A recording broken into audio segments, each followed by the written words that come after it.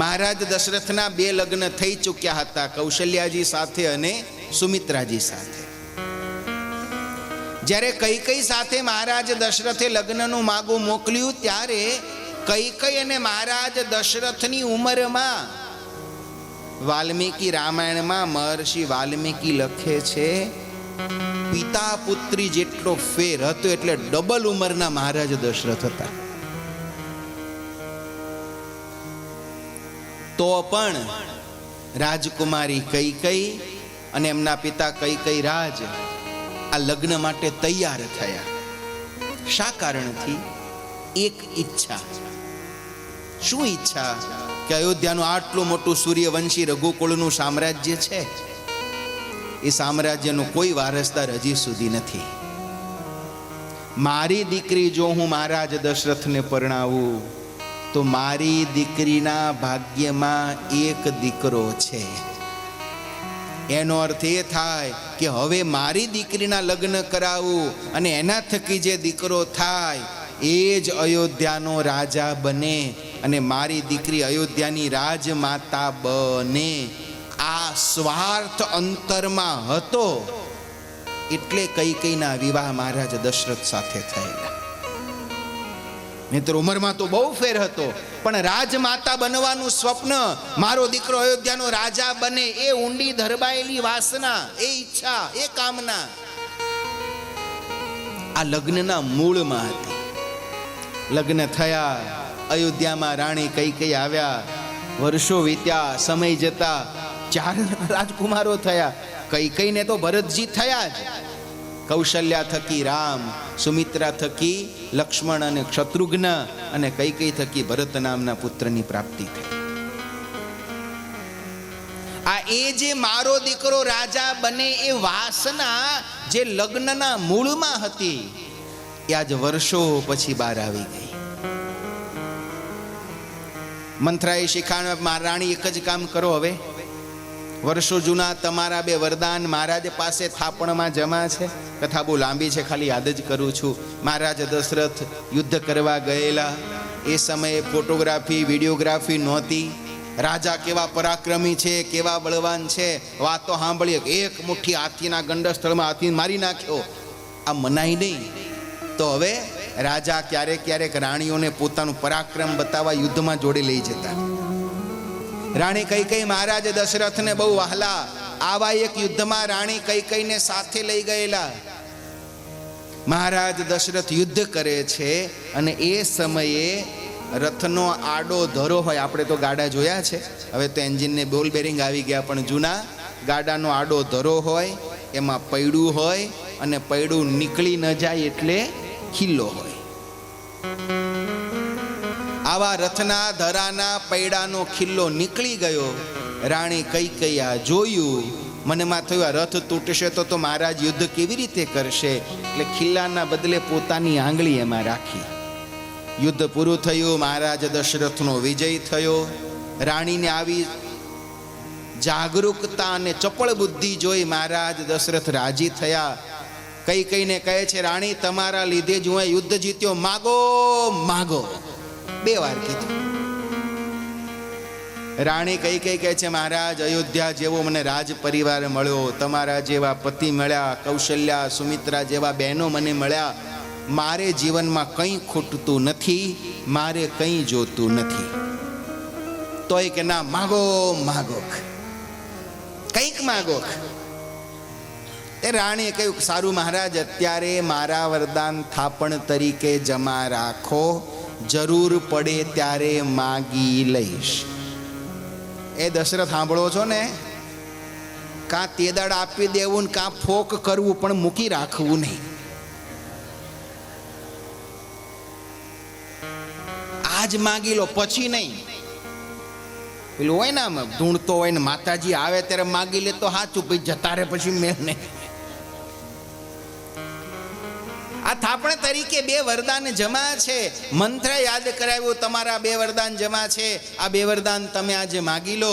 મંત્રાની વાત રાણી કૈકેયીએ માની, અને પછી રાણી કૈકેયીએ રાત્રિએ બધા જ મોંઘા મોંઘા વસ્ત્ર એમણે ઉતારી દીધા.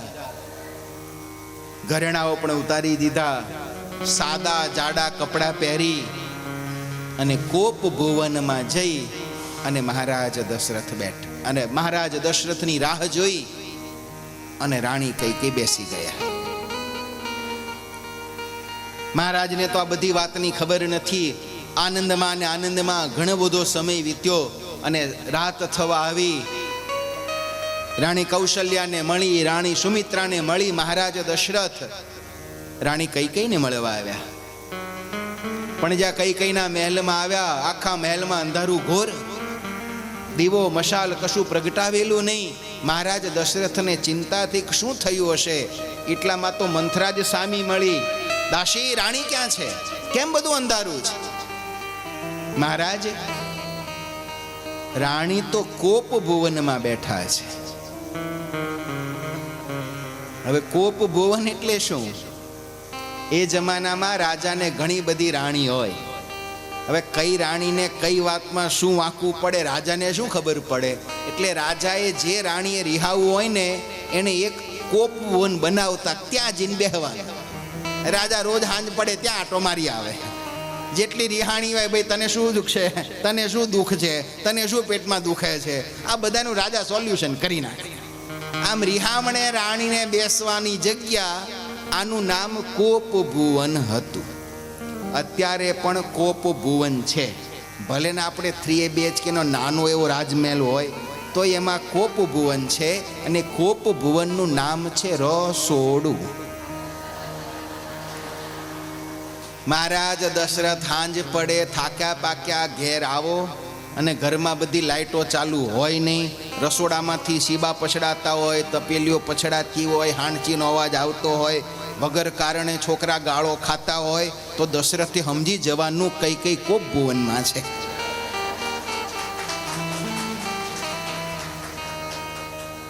કોપ ભુવન શબ્દ સાંભળ્યો, મહારાજ દશરથ ચમક્યા. દાસીને કહે છે, શું થયું? કેમ રાણી કોપ ભુવનમાં છે? મંથરા કે હવે અમને શું ખબર? મોટા મોટા રાજા મહારાજાની વાતો મોટા મોટા રાજા મહારાજાઓ જાણે, અમે દાસીઓ તો શું જાણીએ? તમે જઈને પૂછો તો ખબર પડે. મહારાજ દશરથ આવ્યા છે કોપ ભુવનમાં. એક નાનકડો દીવો જળે છે. એક સોનાના આસન ઉપર રાણી કૈકેયી બેઠા છે. મોંઘા વસ્ત્રો ઉતારી દીધા છે, ઘરેણાં ઉતારી દીધા છે, રીસામણે બેઠા છે. મહારાજ દશરથ કહે છે, દેવી આ શું કરો છો? શું થયું? અને મહારાજ દશરથે કૈકેયીને બહુ મનાવ્યા છે. રામચરિત માનસમાં તો બહુ બધી ચોપાઈઓ એનું વર્ણન લખ્યું છે. મહારાજ દશરથ કહે છે, રાણી તમને ખબર છે આખી પૃથ્વીમાં તમારા કરતા વધારે વહાલું મને બીજું કોઈ નથી. તમે રીસામણે કેમ બેઠા છો? બોલો ને, તમે માગો તો તમને પ્રાણ આપી દો.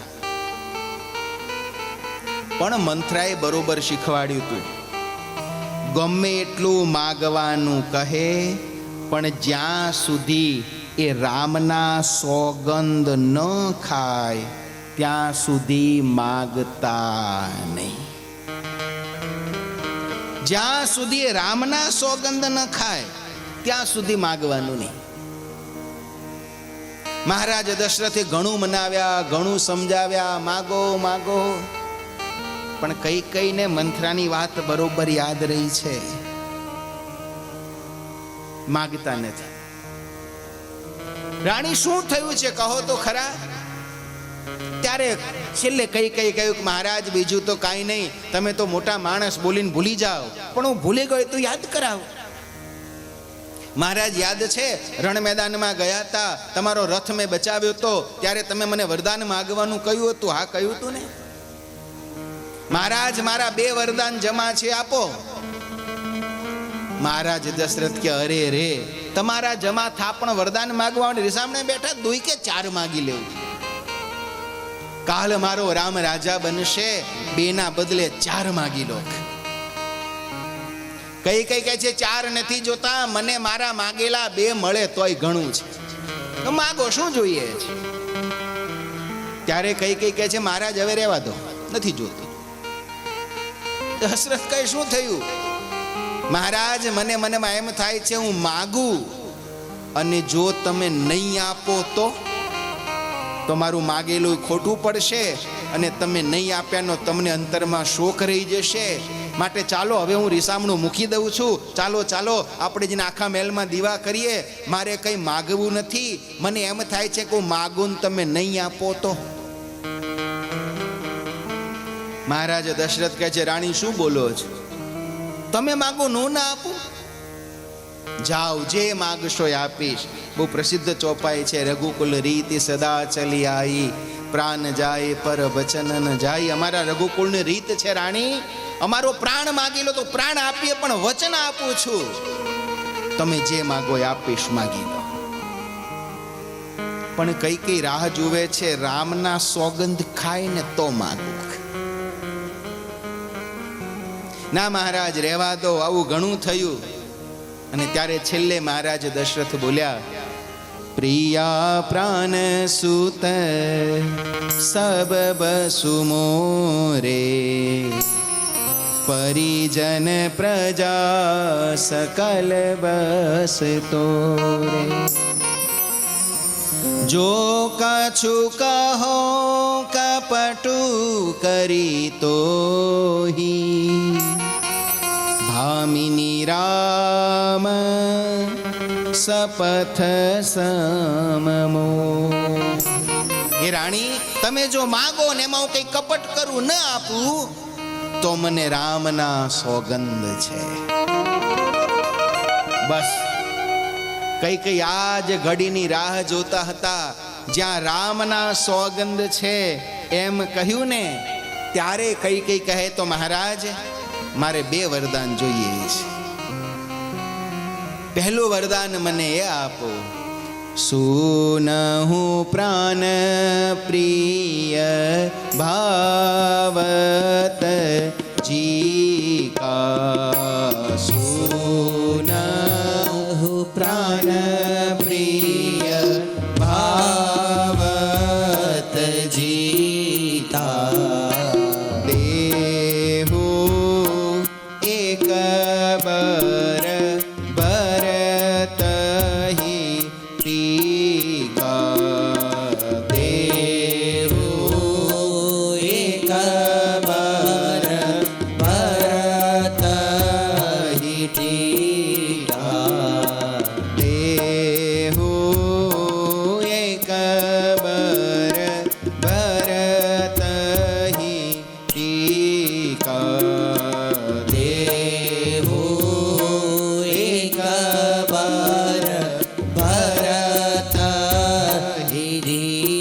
મહારાજ મને પહેલું વરદાન એ આપો કે આવતીકાલે અયોધ્યાની રાજગાદી ઉપર કૌશલ્યાનો પુત્ર રામ નહીં પણ મારો દીકરો ભરત એ અયોધ્યાનો રાજવારસ બને, અયોધ્યાનો રાજા બને. અને આટલો શબ્દ જ્યાં સાંભળ્યો ને, મહારાજ દશરથ હસી પડ્યા. અરે રે દેવી, આમાં શું મોટી વાત છે? જાઓ, આવતીકાલે રામનો રાજ્યાભિષેક નહીં થાય, આપણે ભરતને બોલાવીએ અને અયોધ્યાની રાજગાદી ઉપર આપણે ભરતનો રાજ્યાભિષેક કરીશું. અને રાણી, મને રામ ઉપર ભરોસો છે. આ વાત જાણી અને રામના હૃદયમાં પણ બહુ આનંદ થશે. અને રાણી, તમે જો મને પહેલા કહ્યું હોત ને તો હું ગુરુદેવ પાસે ભરતજીના રાજ્યાભિષેકની જ રજા લઈ લેત. મારે તો રામ અને ભરત બંને સરખા છે. મોહે રામ ભરત દોઈ આંખું, સત્ય કહું શિવ સપાથું. ક્યારેક માણસના શરીરમાં રોગ થયો હોય અને ડોક્ટર એમ કહે કે ભાઈ તમારા 2 માંથી 1 હાથ કાપવો પડશે, તો માણસ એવું કરે, ડોક્ટર સાહેબ તો ડાબો હાથ કાપજો, મારો જમણો હાથ 8માં ભેદ હોય. આંખમાં ભેદ ન હોય, ડાબી આંખે એટલી જ વાલી હોય, જમણી આંખે એટલી જ વાલી હોય. મોહે રામ ભરત દોઈ આંખું. રામ અને ભરત તો મારી 2 આંખો છે. મને એક વધારે વાલો, એક ઓછો વાલો આંખમાં ન હોય. જાઓ, આપણે આવતીકાલે રામનો રાજ્યાભિષેક નહીં પણ ભરતજીનો રાજ્યાભિષેક કરીશું. બસ. અને ત્યારે હવે કઈ કઈ બીજું વરદાન માંગ્યું. તાપસ બેશ વિશેષ અયુદાસી. તાપસ બેશ વિશેષ ઉદાસી તાપસ વેશ વિશેષ ઉદાસી તાપસ વેશ વિશેષ ઉદાસી 14 બરસ રામ વનવાસી 14 બરસ રામ વનવાસી 14 બરસ રામ વનવાસી 14 બરસ રામ વનવાસી એક વરદાન આપો ભરતને ગાદી અને બીજું વરદાન રામને 14 વર્ષનો વનવાસ. અને રામનો વનવાસ શબ્દ સાંભળતા મહારાજ દશરથને આંચકો લાગ્યો. કઈ તો તારા દીકરા ભરત માટે રાજગાદી માંગે, સમજી શકાય.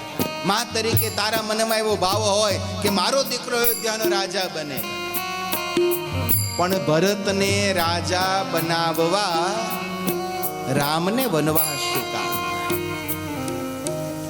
પણ મંથરાએ બહુ જ કઠોર શબ્દમાં કહેલું, રાણી મહારાજ બેમાંથી એક વરદાન આપે ને તો રામનો વનવાસ માંગજો.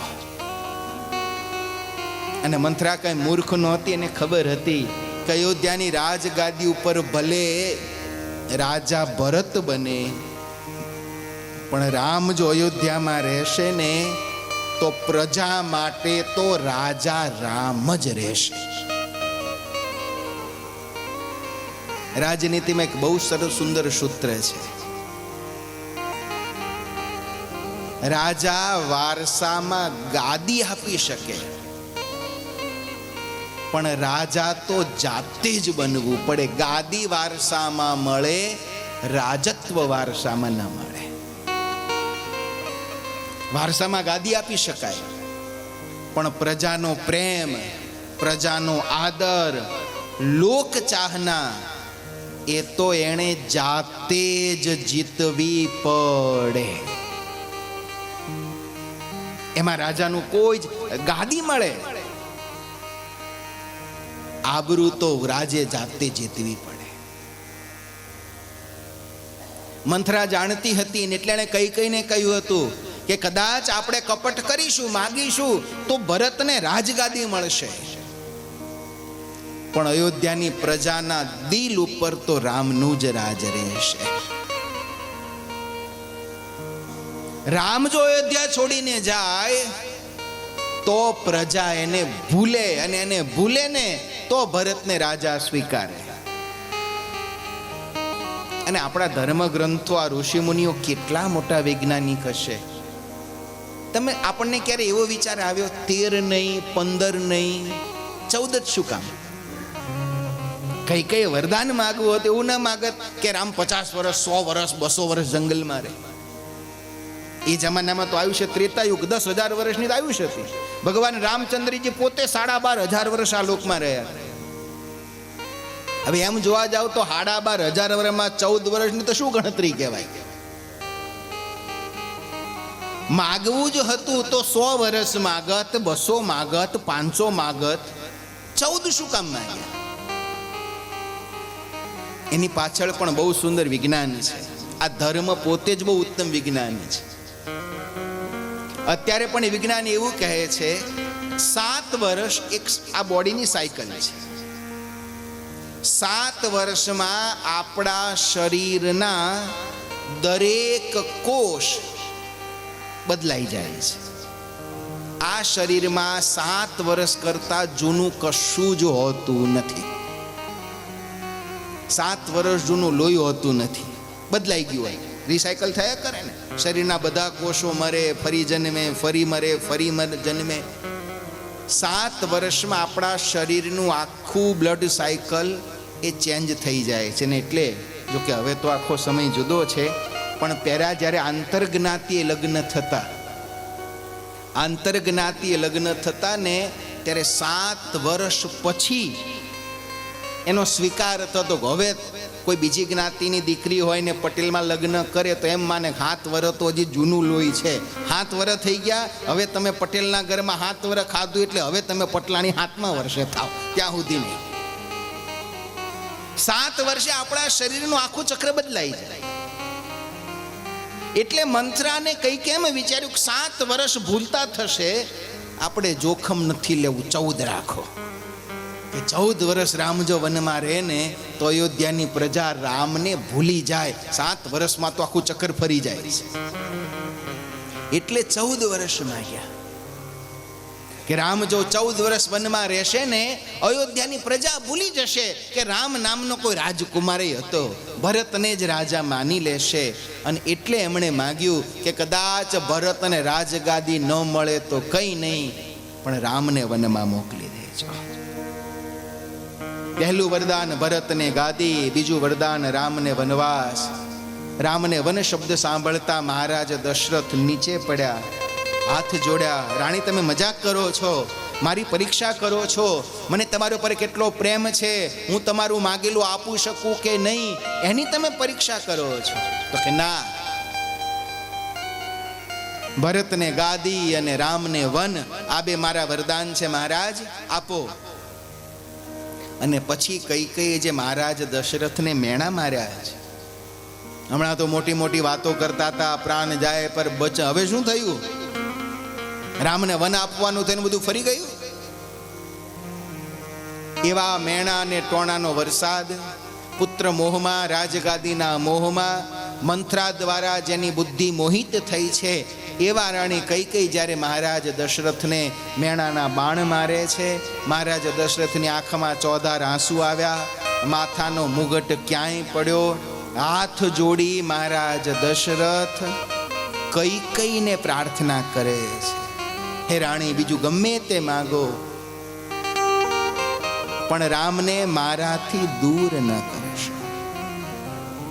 બીજું તમારે જે જોઈએ માંગો. કે કઈ તારો ભરતજી કે ભલે ને ગાદીએ આવે રે, વનના દે મારા રામને રે. હે કઈ તારો ભરતજી એ ભલે ને ગાદીએ આવે રે, વનનો દે મારા રામને હોજી. હેજી તારા મનને એ ભાવે તો બીજું માગી લે રે, વનનો દે મારા રામને રે જી, નો દે મારા રામને હોજી.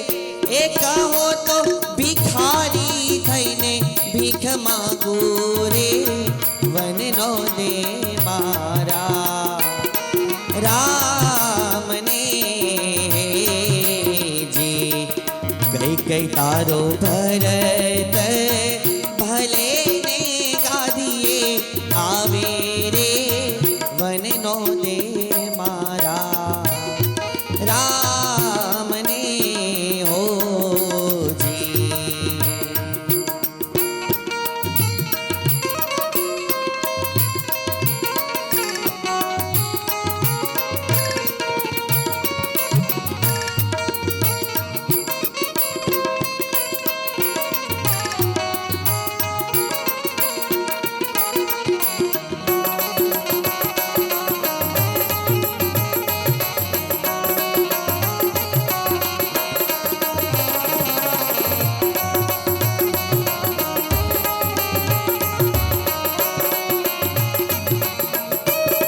અયોધ્યા કહે તો રે બીજી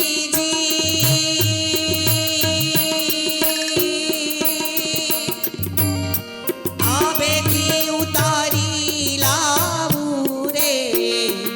અયોધ્યા કહે તો બીજી આવેથી ઉતારી લાવું રે. એ પણ મોત કારે એ બગાડે કઈ કઈ મારું રે વનનો દે મારા રામને રે જી. તારા મનને ભાવે તો બીજું માગી લે રે વનનો દે મારા રામને રે જી. હે કઈ કઈ તારો ભરતજી હે ભલે ને ગાદીએ આવે રે વનનો દે મારા રામને હોજી. હે વનનો દે મારા રામને હોજી. હે વનના દે મારા રામને હોજી. મહારાજ દશરથે રાણી કૈકેયીને હાથ જોડી વારંવાર પ્રાર્થના કરી, પણ રાજગાદીના મોહમાં, મંથરાના સંગમાં જેની બુદ્ધિ ભ્રમિત થઈ છે એવા રાણી કોઈ રીતે જ્યારે માનવા તૈયાર ન થયા. રડતા રડતા મહારાજ દશરથ પૃથ્વી ઉપર પડ્યા, બેભાન થયા, ચોધા રાસુ આખી રાત રડ્યા. કૈકેયી હજી ઊંચા આસન ઉપર બેઠા છે. મહારાજ દશરથ નિરાધાર થઈ, મુગટ ક્યાંય પડ્યો, રડતા રડતા બેભાન થઈ પૃથ્વી ઉપર પડ્યા છે. આખી રાત મહારાજ દશરથ રડ્યા. રાજમહેલમાં થયેલા કપટ ભર્યા ખેલથી આખી અયોધ્યા જાણે છે. બીજા દિવસ સવારનો પર થયો, નગરજનો વહેલા જાગ્યા, નવા વસ્ત્રો પહેરી તૈયાર થઈ રાજમહેલના દરવાજા આગળ મહારાજ દશરથનો, રઘુકુળનો, ભગવાન રામચંદ્રજીનો, રાણીઓનો, ભાઈઓનો જયનાદ કરે છે. ચારણો આવીને વંશાવલીઓના ગુણ ગાવાય છે. મહારાજ દશરથનો ક્રમ હતો દરરોજ વહેલી સવારે જાગે, નિત્ય કર્મથી પરવારી અને અટારીમાં આવતા. કારણ કે એ સમયમાં ધર્મવાન રાજા એ ભગવાનનું સ્વરૂપ ગણાતા. ગીતામાં પણ ભગવાને કહ્યું, મનુષ્યાણામ રાજોહમ, માણસોમાં રાજા એ હું છું. આથી પ્રજાજનોને રાજાના દર્શનના નિયમો હતા. પ્રજા રોજ સવારે રાજાના દર્શન કરી અને પછી પોતાનું કામ કરતી. મહારાજ દશરથ પણ વહેલી સવારે આવતા, થોડી વાર બેસે, પ્રજા દર્શન કરે, પછી પોતપોતાના કાર્યમાં વળગે. આજે સવારનો પોર થયો, મહારાજ દશરથ હજી આવ્યા નહીં.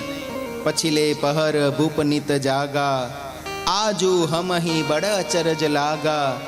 જાહુ સુમંત જગાવહુ જાઈ, કીજીય કાયર કાજુર જાય સુપાઈ. હજી મહારાજ દશરથ કેમ ના આવ્યા? અને ચિંતા બધાય નગરજનોને થઈ. સુમંત નામ અને એમનું સાચું નામ સુમંત્ર હતું, પણ લોકજીભે સુમંત આવા નામે ઓળખાતા. આ સુમંતને મોકલ્યા કે તમે જાઓ, રાજાના વિશ્વાસુ છો, રાજાના અંતઃપુરમાં રાણી રહે ત્યાં પણ જવાની તમને રજા છે, જઈને જુઓ તો ખરા મહારાજ દશરથ હજી કેમ આવ્યા નહીં. મહારાજ દશરથની ખબર લેવા સુમંત રાજમહેલમાં આવ્યા. રાજમહેલમાં આવતા ખબર પડી કે રાણી કૈકેયીના મહેલમાં કાલ રાત્રે મહારાજ ગયા હતા. કૈકેયીના મહેલમાં આવતા ખબર પડી કે મહારાજ તો કોપ ભુવનમાં છે. અને કોપ ભુવન શબ્દ સાંભળતા જ સુમંતના હૃદયમાં પણ ધ્રાસકો પડ્યો. અંદર જઈને જોયું, રાણી ઊંચા આસન ઉપર બેઠા છે, મહારાજ નીચે પૃથ્વી ઉપર પડ્યા છે, બેહોશ થયા છે, રડી રડી અને આંખો નહીં આંસુ સુકાયા છે. મહારાજ દશરથ નરપુંગવ નરબંકો સિંહ, કોઈ દિવસ કોઈ યુદ્ધ હારેલા નહીં એવા રાજાને આવા બીબસ જોયા. સુમંતની આંખો ભીની થઈ ગઈ. દોડ્યા, મહારાજ મહારાજ શું થયું છે? મહારાજ દશરથ એક શબ્દ બોલી શક્યા નહીં. રાણીને પૂછ્યું કે માં, મહારાજને શું થયું છે? કઈ કઈ કહે છે જોને ખબર નહીં, આયા ત્યારના રામ રામ કરે છે, રામને બોલાવો. સુમંત પણ ઉતાવળે ભગવાન રામચંદ્રજીના મહેલમાં પહોંચ્યા. માનસમાં લખ્યું, રામચંદ્રજીએ સુમંતનું પિતા જેવો આદર સત્કાર કર્યો. વડીલ હતા ને એટલું માન સન્માન આપ્યું. સુમંતે કહ્યું છે કે રામ જલ્દી ચાલો. શું થયું? ચાલો. રામ અને સુમંત બંને પાછા રાજમહેલની અંદર ગયા. ભગવાન રામચંદ્રજી કોપ ભુવનમાં આવ્યા. પિતાની આવી દારૂણ સ્થિતિ જોઈ પ્રભુ રામચંદ્રજી દોડ્યા, પિતાની બાજુમાં બેઠા. મહારાજ દશરથનું મસ્તક પોતાના ખોળામાં લીધું. મહારાજ દશરથે આંખો ખોલી રામને જોયા અને રામ રામ એટલું બોલતા મહારાજ દશરથ ચોધાર આંસુએ ફરી રડવા માંડ્યા. પિતાના વસ્ત્ર સરખા કર્યા, માથાના વાળ સરખા કર્યા. મહારાજ દશરથ તો કંઈ બોલી શકે એવી સ્થિતિમાં નહોતા.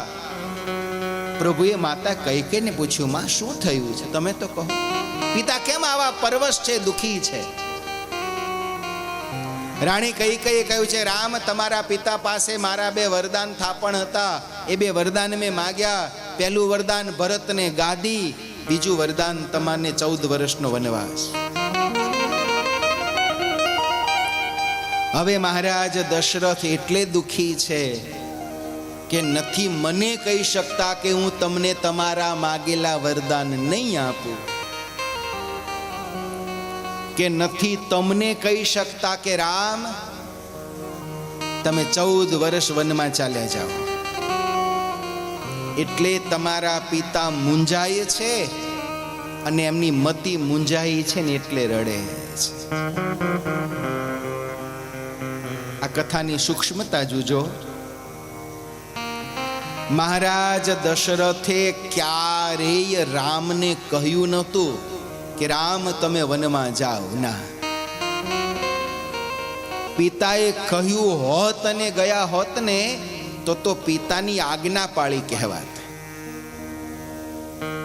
મહારાજ દશરથ પોતાના મુખે ક્યારેય એવું નથી કીધું કે રામ તમે વનમાં જાઓ. ના, પ્રભુ રામચંદ્રજીએ જાણ્યું, કહો આ તો મારા પિતાનું વચન છે. હું જો વનમાં જાઉં ને તો મારા પિતાનું વચન પડી જાય, અને પિતાનું વચન પાળવા માટે ભગવાન રામચંદ્રજી વનમાં જવા તૈયાર થયા છે. અરે માં, એમાં આખી રાત મારા પિતા દુખી થયા. આમાં શું દુખી થયા જેવું છે? સુનું જનની સોઈ સુત બળ ભાગી, જો પિતુ માતુ બચન અનુરાગી, તનય માતુ પિતુ તોષ નિહારા, દુર્લભ જનની સકલ સંસારા. હે માં, આ જગતમાં એ પુત્ર બહુ ભાગ્યશાળી છે કે જે માતા અને પિતાના વચનોમાં રહે. પિતાનું વચન રાખવા ભગવાન રામચંદ્રજી વનમાં જવા તૈયાર થયા અને આંખના પલકારામાં આખી વાત આ નગરમાં ફેલાણી. અયોધ્યામાં બધા જ રાણી કૈકેયીને કઠોર શબ્દ કહેવા લાગ્યા. પછી તો સીતાજીને ખબર પડી, સીતાજી પણ પ્રભુની સાથે વનમાં જવા તૈયાર થયા. લક્ષ્મણજીને ખબર પડી, લક્ષ્મણજી પણ તૈયાર થઈને જ આવ્યા. સૌના અંતરમાં કૈકેયી પ્રત્યે અતિ રોષ છે. ભગવાન રામચંદ્રજી સૌના રોષને શાંત કર્યો છે. આમાં રાણી કૈકેયીનું, માં કૈકેયીનો કંઈ વાંક નથી. તમે કઠોર શબ્દ ન બોલશો. લક્ષ્મણજી તૈયાર થઈને જ આવ્યા, પ્રભુ હું આવીશ તમારી સાથે. ભગવાને લક્ષ્મણજીને મોકલ્યા, તમારે આવવું હોય તો જાઓ, ઉર્મિલાની રજા લઈને આવો.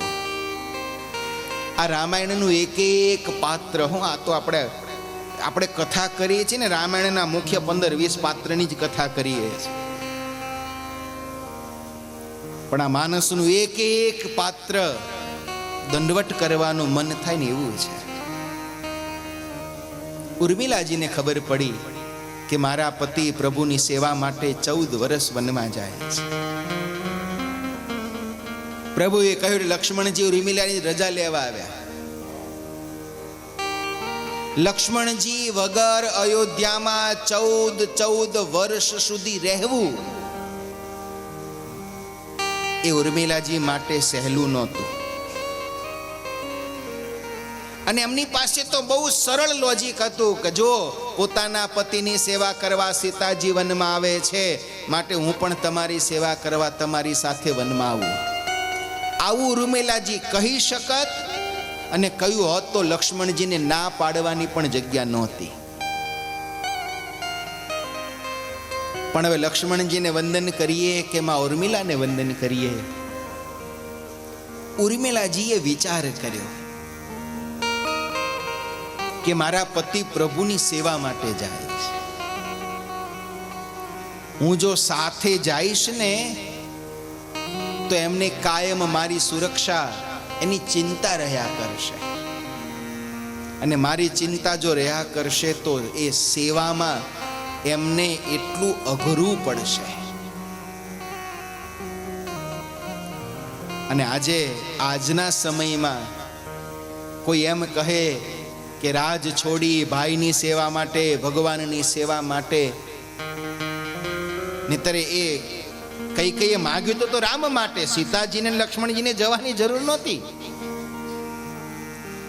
પણ ભાઈ અને ભગવાનની સેવા માટે રાજ સુખને છોડેલા લક્ષ્મણજીને એક પલડામાં મૂકો, અને લક્ષ્મણજી સેવા કરી શકે માટે 14 વર્ષ પતિનો વિયોગ સહન કરીને રાજમહેલમાં રહેનારા ઉર્મિલાજીને એક પલડામાં મૂકો ને તો એક વેઢું પલડું ઉર્મિલાજીનું નમે.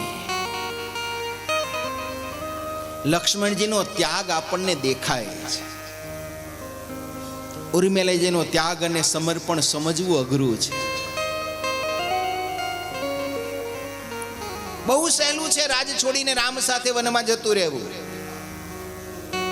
પણ બહુ અઘરું છે પોતાના પતિને પ્રભુની સેવામાં જતા રોકવા નહીં, અને પોતે સાથે ન જઈને પતિની સેવાના માર્ગને સુગમ કરવો, સરળ કરવો. આ અઘરું પગલું ઉર્મિલાજીએ ઉપાડ્યું. શોકાવેશે હૃદય ભરતી કંપતી ભીતિઓથી, અશ્રુ ભરી આંખે ઉર્મિલાજી ઉમરે ઊભા રહ્યા.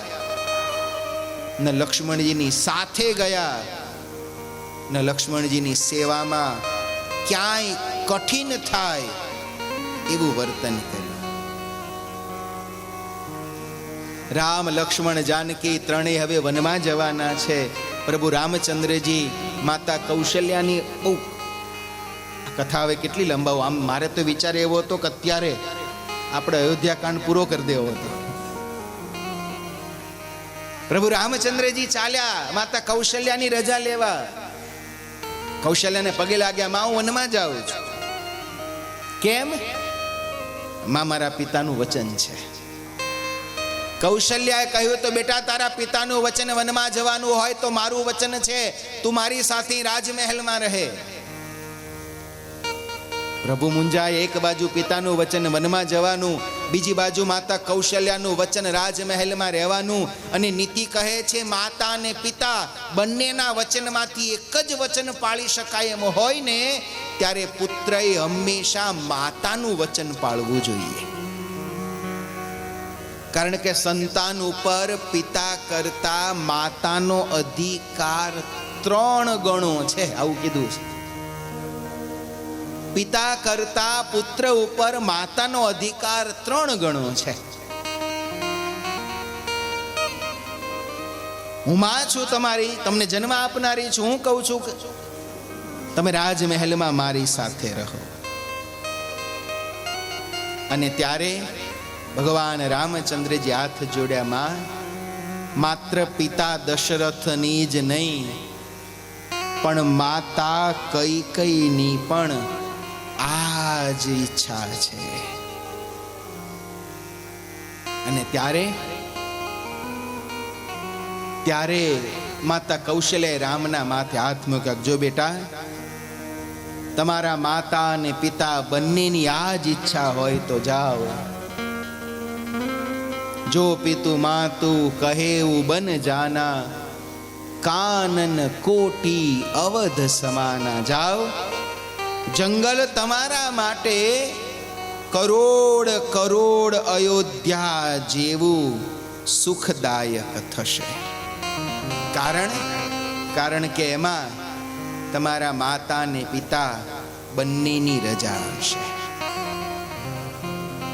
માતા કૌશલ્યાના આશીર્વાદ મળ્યા. ફરી પાછા ભગવાન રામચંદ્રજી માતા કૈકેયીને મહારાજ દશરથને પગે લાગવા ગયા. હજી મહારાજ દશરથ કોપ ભુવનમાં એ જ પરિસ્થિતિમાં છે. માતા કૈકેયીએ રામને આવા વનવાસીના વેશમાં, એમને ખબર તો પડી ગઈ તે રામની સાથે સીતાજી લક્ષ્મણજી પણ જાય છે. પગે લાગ્યા, રજા માગી. અને પછી ભગવાન રામચંદ્રજીએ બહુ જ સુંદર શબ્દ કહ્યા છે. ધર્મ દુરીન ધર્મ ગતિ જાની, કહેવું માતા સનતી મૃદુબાની. હવે જે ચોપાઈ છે ને એ આ પ્રસંગનો પ્રાણ છે. પિતા દીનહિ મોહે કાનન રાજુ, જહ સબ ભાતી મોર બડ કાજુ. આ રામની વિચારધારા છે. અત્યારે આ વિચારધારા શીખવા માટે તો દુનિયામાં મોટા મોટા સેમિનારો થાય છે. પેલા મોટિવેશનલ સ્પીકરો હોય છે ને, 1000-1500 5-5000 ફી લે છે. અને ફી લઈને બધાને શીખવાડે છે કે જીવનમાં ગમે તેવી પરિસ્થિતિ આવી જાય પોઝિટિવ એટીટ્યુડ રાખવાનો. આ રામચરિતની એક ચોપાઈ એ જીવનના બધા જ પોઝિટિવ એટીટ્યુડનું ગુરુ શિખર છે. જીવનમાં પરિસ્થિતિ કોઈ પણ આવી જાય, જીવનમાં આવનારી પરિસ્થિતિ ઉપર આપણો કંટ્રોલ નથી, પણ હા એ પરિસ્થિતિમાં એટીટ્યુડ એટલે આપણી મનસ્થિતિ. આપણી મનસ્થિતિ કેવી રાખવી એ આપણા હાથમાં છે. પરિસ્થિતિ આપણા હાથમાં નથી, મનસ્થિતિ આપણા હાથમાં છે. અને આ મનસ્થિતિનું નામ જ એટીટ્યુડ છે. ભગવાન રામચંદ્રજીને જ્યારે વગર વાંકે 14 વર્ષ વનમાં જવાનું થયું, હજી તો જે દિવસે સવારે એમને રાજ્યાભિષેક થવાનો હતો એ જ દિવસે એમણે વનવાસીનો વેશ ધારણ કરી અને લક્ષ્મણજી સીતાજીની સાથે લઈ અને વનમાં જવાનું થયું ને એ વખતે ભગવાન રામચંદ્રજીએ એમ ન કહ્યું. નહીતર તો કહી શકત ને મારો કઈ વાંક નહોતો, મારે તો રાજગાદી બેહવાનું હતું, પણ આ માં કૈકેયીને મારા ઉપર વેર, એને રાજગાદી એના છોકરાને આપી હતી એટલે મને વનમાં કાઢી મૂક્યો. આમાં એક પણ લીટી ખોટી છે? એક પણ શબ્દ ખોટો છે? ના. આ બધું સાચું છે, પણ ભગવાન રામચંદ્રજીએ એ મનસ્થિતિ ન રાખી. એમણે મનસ્થિતિ શું રાખી? પિતા દિનહી મોહે કાનન રાજુમાં, હું ભાગ્યશાળી છું. અયોધ્યાનું નાનું રાજ્ય મારા પિતા દશરથે ભરતજીને આપ્યું, અને જંગલનું મોટું રાજ્ય એ મને આપ્યું છે. ભગવાન રામચંદ્રજીના જીવનમાંથી બહુ બધું શીખ્યા જેવું છે, પણ આ વનવાસની કથામાંથી એક વાત શીખજો. પરિસ્થિતિ જીવનમાં નહીં બદલાય, મનસ્થિતિ બદલજો. અને મનસ્થિતિ બદલાય ને એટલે પરિસ્થિતિ આપોઆપ બદલાઈ જાય છે. પરિસ્થિતિ એની એ રે, મનસ્થિતિ બદલાય એટલે આનંદ કે દુઃખ વધઘટ થઈ જાય છે. બદલવાનું અહીં છે. વાંધો આપણો એ છે, આપણે આખી જિંદગી દુનિયા બદલવા મથીએ છીએ, જાતના મનને બદલી શકતા નથી. આ મનને થોડુંક ફેરવી નાખો ને, આનંદ આનંદ થઈ જાય. એ ઘેરથી બહાર નીકળો તે તાળું મારો છો, ખુલ્લું મૂકીને આવો છો? સાંભળો છો? અરે ઘરથી બહાર શું કામ કથા સાંભળવા આવ્યા? તાળું મારીને આવ્યા છો? રૂમ ખુલ્લા મૂકીને આવ્યા છો? તાળું મારી. તાળું ચાવી બહુ મજાની આઈટમ છે હો. જો જેવડું ઘર હોય એવડો દરવાજો ન હોય. 1 કરોડનું ઘર હોય, ઘર માનો કે 1500 કે 800 વારનું 900 વારનું, બસ જે હોય દરવાજો 6x4 7x4 નાનો હોય. જેવડું ઘર એવડો દરવાજો નહીં. જેવડો દરવાજો એવાનો આલરાફ નહીં. જેવો આલરાફ એવડું તાળું નહીં. અને જેવડું તાળું એવડી ચાવી નહીં. ચાવી આટલી જ હોય તો એ કહેવાય કેટલી? 1.5 કરોડની કહેવાય ને. 1.5 કરોડનું ઘર, એની ચાવી કેવડી હોય? આવડી. એ ચાવી જેના ખીચામાં હોય એમ થોડોક આ ઘર આપણું છે. અને સંસારમાં બધાય ડખા ચાવીના જ છે. હાહુઓ વહુને આલતી નહીં ને વહુ ઓંજોતી. ડખો બીજો કશો નથી. તિજોરીમાં એનો એ જ માલ પડ્યો છે. નથી હાહુ પહેરતી નહીં, વહુ પહેરતી, પણ ચાવી જેની પાસે હોય એ વટમારે કે આપણી જોડે ચાવી છે, આપણી પાસે માગવા પડે જોતી હોય. આ ચાવી એ તાળામાં તમે પરો અને આમ ફેરવો તો તાળું ખુલી જાય, અને આમ ફેરવો તો તાળું બંધ થઈ જાય. તાળું એનું એ, ચાવી એની એ. આમ ફેરવો તો બંધ થઈ જાય, આમ ફેરવો તો ખુલી જાય. જીવન એનું એ, જગ્યા એની એ, પરિસ્થિતિ એની એ. આ મનને જો આમ રાખો તો દુઃખી થઈ જાઓ, આમ રાખો તો સુખી થઈ જાઓ. આ મનસ્થિતિને બદલવાની છે.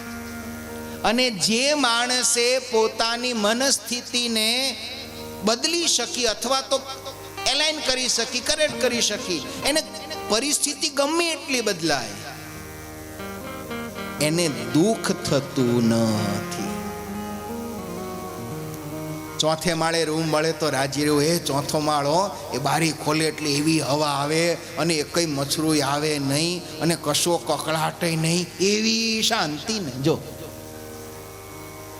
આ બદલવાનું છે ને. પ્લેનમાં બેહવાનું થાય, અમારા બધા સંતોને જવાનું થાય ને, અમુક વાર તો 14 કલાકની ફ્લાઇટ હોય, દિલ્હીથી સીધી ન્યુયોર્ક જાય. હવે 14 કલાક પ્લેનની સીટમાં બેસવું, એમાં મારી જેવા લાંબા ટાંગાવાળાને તો ઘણું દુઃખદાયક હોય. પણ હવે છુટકારો હોય ને, શું કરવાનું? રાજી રહેવાનું. એ કેવી મજા આવી. સવારે 3 વાગે અહીંથી બેઠા તે 10 વાગે તો અમેરિકા પહોંચી ગયા, તરત તાત્કાલિક. બદલવાનું શું છે? જીવનની દરેક પરિસ્થિતિમાં મનસ્થિતિને બદલવાનો પ્રયત્ન કરજો. શું ખરે બદલાશે તો નહીં. જે પરિસ્થિતિમાં આપણે નહોતું આવવું, નહોતું રહેવું, પણ હલવાણા. હવે હલવાણા એટલે કાયમ એ પરિસ્થિતિમાં રાજી રહેવું. આમ તમારે વ્યાસપીઠ ઉપરથી કહેવાય નહીં, પણ એક બહુ જૂનું હિન્દી પિક્ચરનું ગીત છે. લગ્ન કરો અને બૈરી ઠીંગણી આવે તો દુખી થવું નહીં. જિસકી બીબી છોટી ઉસકા ભી બડા. જિંદગીમાં આવે તો એક્શન વાપરતો છે નહીં. જેની સાથે આપણે જીવન જીવવાનું છે, હવે એમાં રોજ દુખી થયા કરીએ તો કઈ નહીં. શું બદલવાનું? મનસ્થિતિ. ગમે તેવી જીવનની પરિસ્થિતિ આવી જાય, એ પરિસ્થિતિને ન બદલી શકાય ને તો મનસ્થિતિને બદલજો. મનસ્થિતિ બદલાશે ને એટલે જીવનમાં સદાય સુખ સુખ અને સુખ રહેશે. ગાદી છોડી અને વનમાં જવું અઘરું હતું, પણ રામે મનસ્થિતિ બદલી. પિતા દિનહી મોહે કાનન રાજુ. મારા પિતાએ મને જંગલનું રાજ્ય આપ્યું છે.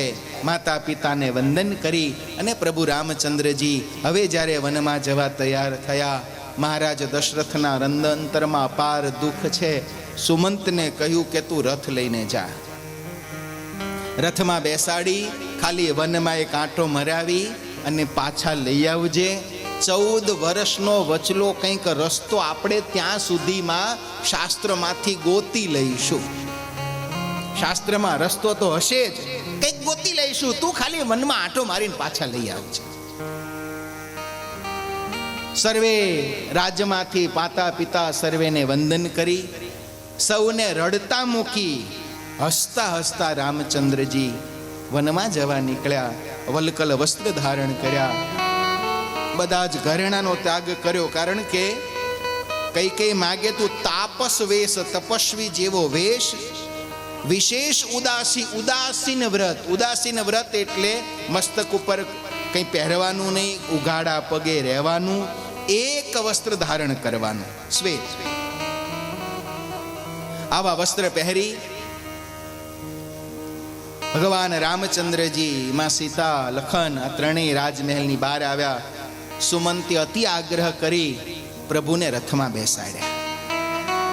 પ્રભુ રથમાં બેઠા અને જ્યાં અયોધ્યાની બહાર નીકળ્યા, અને ત્યાં તો આખી અયોધ્યા નગરી પ્રભુની સાથે થઈ.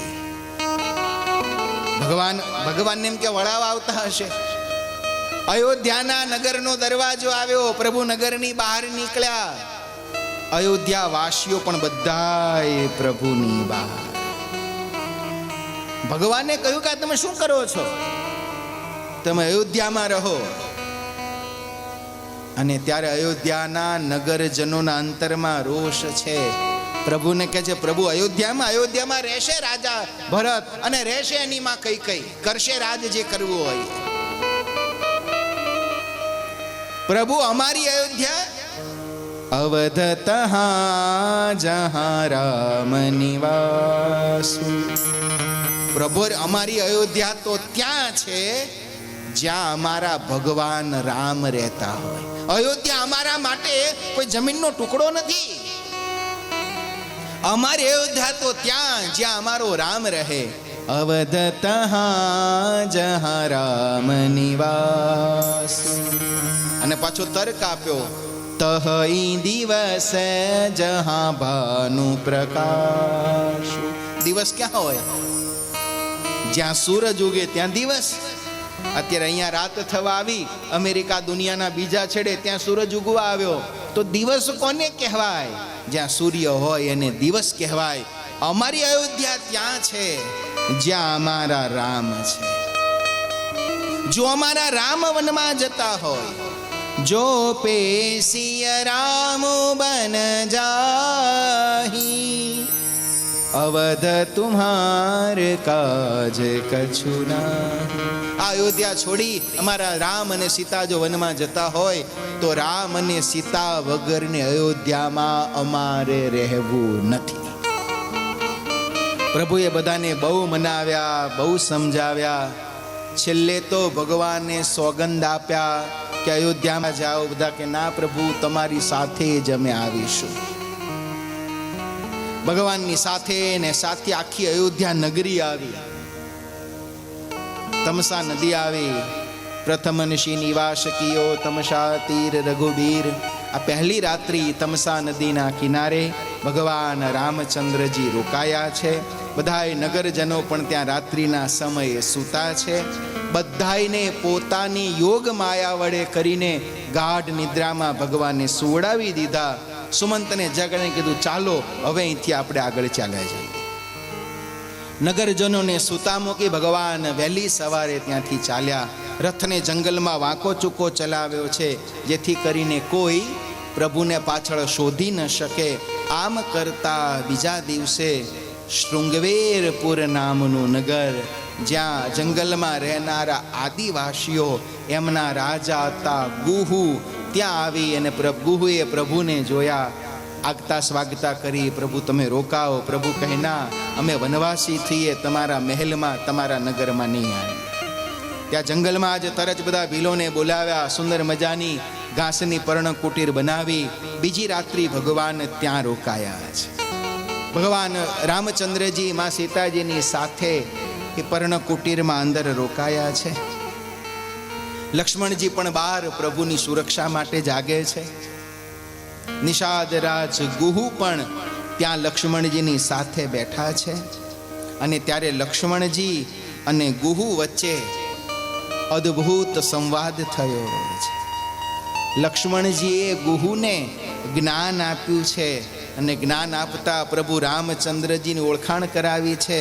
રામ બ્રહ્મ પરમાર્થ રૂપા, અભિગત અલખ અનાદિ અનુપા, સકલ વિકાર રહિત ગત ભેદા, કહી નેતિ નેતિ નિરૂપતિ જહ ભેદા. આવા એ ભગવાન રામ છે, એવી પ્રભુની ઓળખાણ કરાવી.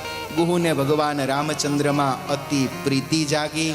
અને બીજે પછી ત્રીજે દિવસે સવારે ભગવાન જાગ્યા, તૈયાર થયા, વડનું દૂધ મંગાવ્યું અને ભગવાને ઉપર મસ્તક ઉપર જટા વાળી અને વનવાસી જેવો વેશ પ્રભુએ ધારણ કર્યો. આ વેશ જોઈ સુમંતના હૃદયમાં આંખમાંથી આંસુ સર્યા. હાથ જોડી વારંવાર વિનંતી કરી, પ્રભુ આપ પાછા આવો. મહારાજ દશરથે મને આજ્ઞા કરી છે કે તમે લઈને પાછા આવજો. પ્રભુ કે ના, પ્રભુ તમે તો વચનમાં બદ્ધ છો, તમે ના આવો તો કાંઈ નહીં, પણ સીતાજીને આજ્ઞા કરો, સીતાજી પાછા આવે. મહારાજ દશરથ રાજા જનકને શું જવાબ આપશે?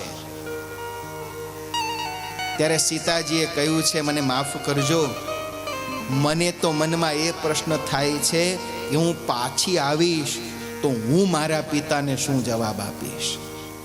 મારા પિતા મને ઠપકો આપશે, માતા શું નૈના મને ઠપકો આપશે, બેટા શું અમે તને એવા સંસ્કાર આપ્યા હતા કે સુખમાં તારા પતિની સાથે રહેજે અને તારા પતિને દુઃખ આવે એટલે તારા પતિને દુઃખમાં મૂકીને તું સુખ ભોગવજે? મારી માતા મને ઠપકો આપશે. ન આવ્યા સીતાજી પણ. લક્ષ્મણજીને પ્રાર્થના કરી, લખન તમે તો આવો, તમારા વગર હવે રાજમહેલને કોણ સાચવશે? ભરતજી જો રાજા બનશે તો માતા કઈ કઈને મહારાજ દશરથની શું સ્થિતિ છે એની કલ્પના કરવી અશક્ય છે. તમે જો હશો ને તો માતા પિતાની સેવા રક્ષા થશે. ભરતજી કહે છે, ના, હું પ્રભુ રામની સેવા કરીશ અને આખા જગતનું રક્ષણ કરનાર તો રામ છે. એ અયોધ્યામાં હોય તોય ભલે ને અયોધ્યામાં ન હોય તોય ભલે. ખૂબ મનાવ્યા છતાં કોઈ જ્યારે ન માન્યું. સુમંત પણ ખાલી રથ લઈ અને અયોધ્યા તરફ પાછા ગયા. ભગવાને સુમંતને છેલ્લી ભલામણ કરી, પિતા મહારાજ દશરથનું તમે ધ્યાન રાખજો, પ્રજાજનોને કહેજો હું ન આવું ત્યાં સુધી અયોધ્યા મારી નગરી છે આમ માનીને 14 વર્ષ સુધી અયોધ્યામાં રહે. આટલું કહી સુમંત પાછા વળ્યા. ભગવાન રામચંદ્રજીએ રાજા ગુહુનો આભાર માન્યો. ગુહે કીધું, પ્રભુ અમે તમારી સાથે આવીએ, મારા બધા ભીલ સૈનિકો તમારી સાથે મોકલું, જંગલમાં તમારી સેવા કરે, તમને ફળ લાવી આપે, જ્યાં જ્યાં તમે રહો ત્યાં તમારા રહેવાની વ્યવસ્થા કરી આપે. ભગવાન કહે છે, ના, અમે તપ કરવા નીકળ્યા છીએ, અમે એકલા જ જઈશું. પ્રભુ ત્યાંથી એકલા ચાલ્યા અને હવે ભગવાન ગંગા કિનારે આવશે. ગંગા પાર કરી અત્યારે જ્યાં કુંભ ચાલે છે, જે જગ્યાએ ભરદ્વાજ મુનિના આશ્રમમાં જ આ રામચરિત માનસની કથા યાજ્ઞવલ્ક્યજી કહી રહ્યા છે, એ ભરદ્વાજ મુનિના આશ્રમમાં ત્યાંથી વાલ્મીકી મુનિને ત્યાં ત્યાંથી ભગવાન ચિત્રકૂટમાં પધારશે. આ બધી જ આગળની કથાઓ આપણે આવતીકાલે સવારના સત્રમાં શ્રવણ કરીશું. અત્યારે કથાનો સમય થયો છે. 2 મિનિટ ભગવાનના મંગલમય નામોનું સ્મરણ કરી આજની કથાને આપણે અહીંયા જ વિરામ આપીએ. રામ જય જય રામ, શ્રી રામ જય રામ જય જય રામ, શ્રી રામ જય રામ જય જય રામ, શ્રી રામ જય રામ જય જય રામ, શ્રી રામ જય રામ જય જય રામ, શ્રી રામ જય રામ જય જય રામ, શ્રી રામ જય રામ જય જય રામ, શ્રી રામ જય રામ જય જય રામ, શ્રી રામ જય રામ જય જય રામ, શ્રી રામ જય રામ જય જય રામ, શ્રી રામ જય રામ જય જય રામ, શ્રી રામ જય રામ જય જય રામ, શ્રી રામ જય રામ જય જય રામ, શ્રી રામ જય રામ જય જય રામ, શ્રી રામ જય રામ જય જય રામ, શ્રી રામ જય રામ જય જય રામ, શ્રી રામ જય રામ જય જય રામ, શ્રી રામ જય રામ જય જય રામ, શ્રી રામ જય રામ જય જય રામ, શ્રી રામ જય રામ જય જય રામ. બોલો રામચંદ્ર ભગવાન કી જય. શ્રી સ્વામિનારાયણ ભગવાનની જય. એ જ રીતે અમારે અખંડ સૌભાગ્યવંતા આશાબેન બાપુનગર ત્યાં બહેનો વિભાગમાં પણ દુપટ્ટો આપજો. અમારે આશાબેનને પણ એક દુપટ્ટો પહેરાવી અને સન્માન કરજો. એ જ રીતે સોમાભાઈ પી પટેલ માણસાવાળા, પોપટલાલ દિલવાળા, એ જ રીતે તુલસીભાઈ ચડાસણાવાળા, આ તમામ ભક્તજનો અત્યારે સ્ટેજ ઉપર આવી અને અહીંયા ગુરુજી પાસે દુપટ્ટો પહેરજો અને લાઈનમાં બધા ભક્તજનો ઊભા રહેજો, જેથી કરી અને તમારું એક સરસ મજાનું પિક્ચર આવી જાય, જેથી કરી અને તમારે યાદગાર રહે. એ જ રીતે બહેનો વિભાગમાં અમારે આશાબેન, અમારે ગોવિંદ બાપા કહેતા અમારે આશાબેન તો ખૂબ અમારા આશાબેનની સેવા રહેલી છે. તો એકદમ જોરદાર તાલીઓથી આપણે બધા ભક્તોને વધાવીશું.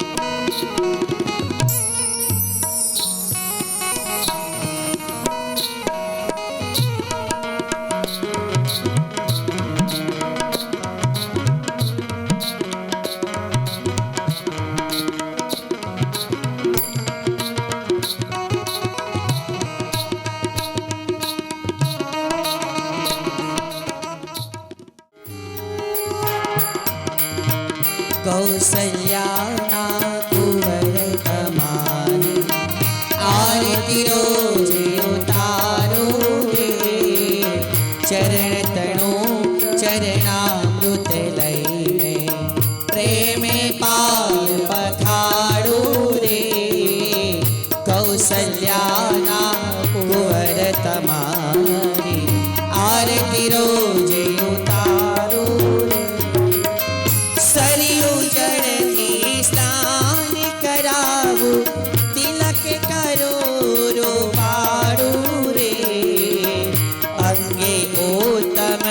आभूषण नैन काजर काळू रे कौसल्याना कुंवर तमा आरती रोजे उतारो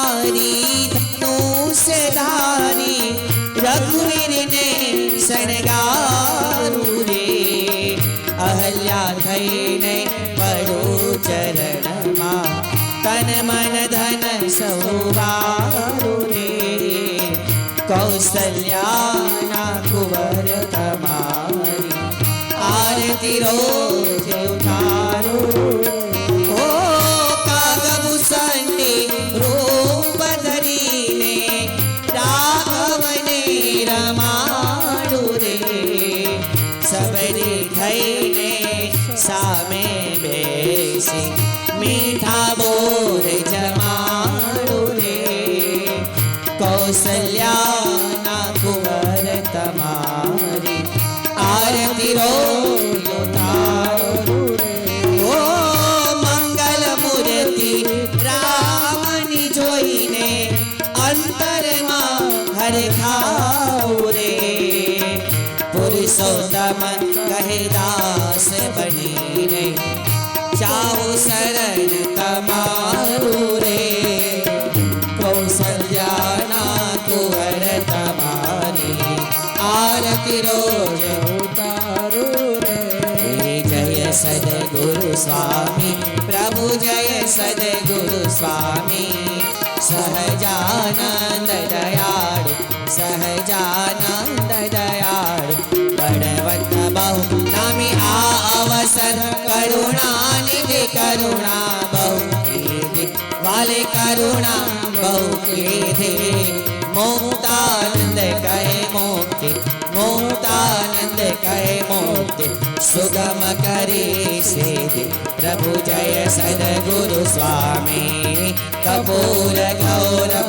करुणावतार संसार सारम भुजगैर्हार सदा वसंत मरुदियारविंदे भवं भवामि सहितं नमामि मंगलम भगवान विष्णु मंगलम गरुड़ध्वज मंगलम पुंडरीकाक्ष मंगलाय तनोहरि सर्वमंगल मंगले शिवे सर्वार्थ साधके शरण्ये त्र्यंबके गौरी नारायणे नमोस्तुते नारायणे नमोस्तुते नारायणे नमोस्तुते। ऋष्यावर रामचंद्र भगवान की जय रामेश्वर महादेवनी स्वामी नारायण भगवान की जय।